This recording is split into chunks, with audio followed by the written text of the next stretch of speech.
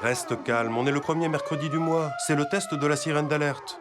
Tu ne connais pas? Bah non, je crois me souvenir que si c'est pour un accident nucléaire, on doit prendre des comprimés d'iode, c'est tout. Ok, il y a du travail, et tu n'es pas la seule. D'ailleurs, on devrait faire plancher tous les Français sur le sujet. Sommes-nous prêts à bien réagir si un accident nucléaire arrivait? Bon, c'est une bonne réponse, mademoiselle Julie. Pour l'iode, il faut en prendre, mais uniquement sur ordre du préfet. C'est comme les antibiotiques, c'est pas automatique. J'ai entendu dire que c'est pas forcément efficace. C'est surtout efficace pour les femmes enceintes et les enfants. Mais c'est pas un remède miracle, d'autres actions sont prévues. La mise à l'abri, des restrictions alimentaires, l'évacuation, elles sont décidées en fonction de la gravité de l'accident. Et comment tu sais tout ça, toi? Tu prends des cours de culture du risque? Non, c'est normal que je sois mieux informé. J'habite à côté d'une centrale nucléaire, dans une zone PPI. Une zone PPI, c'est quoi ça encore? Ça veut dire plan particulier d'intervention. C'est le préfet qui définit un périmètre autour de la centrale nucléaire où seront organisés les secours dès le début de l'accident. Et ça va jusqu'où? Tout dépend de l'accident.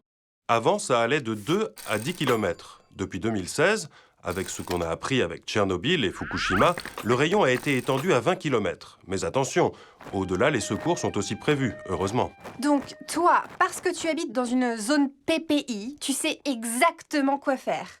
En tout cas, je connais les consignes. Regarde, par exemple, j'ai reçu cette brochure dans ma boîte aux lettres. Tout d'abord, il faut absolument se mettre à l'abri dans un bâtiment.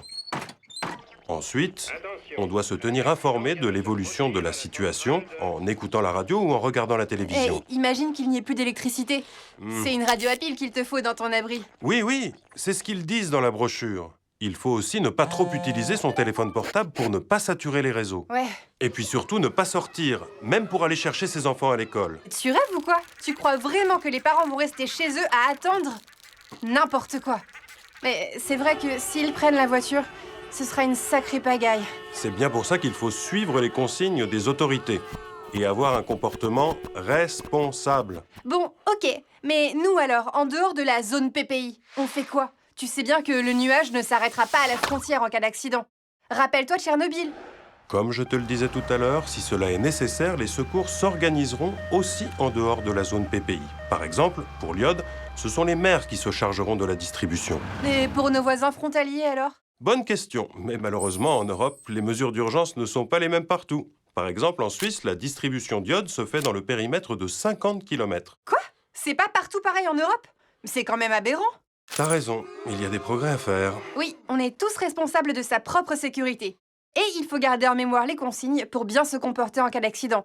Se mettre à l'abri, se tenir informé, ne pas aller chercher ses enfants à l'école, ne pas téléphoner et prendre l'iode sur instruction. Justement, la CLI organise une réunion publique pour mieux nous sensibiliser aux questions nucléaires et aux risques. La CLI, tu sais, c'est la Commission locale d'information. On en a déjà parlé. On y trouvera forcément des réponses à nos questions. Qu'on soit pour ou contre le nucléaire, notre préoccupation commune, c'est quand même la sûreté et la sécurité. Et la CLI, tu verras que c'est un lieu où on s'informe et où on arrive même à discuter et à échanger. Ok, après tout, la sûreté nucléaire, c'est notre affaire à tous.